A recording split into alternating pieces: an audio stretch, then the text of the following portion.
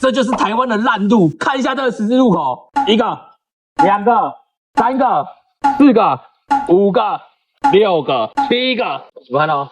一个十字路口有7个人孔盖，到底在干嘛？在日本就没有这样的问题，在这种人孔盖上面超容易打滑。怎么样可以减缓打滑的情形？你要么就选择好一点的刹车系统 ABS， 或换好一点点轮胎，但它还是有借的。各位朋友，我只能说你们能闪就闪吧。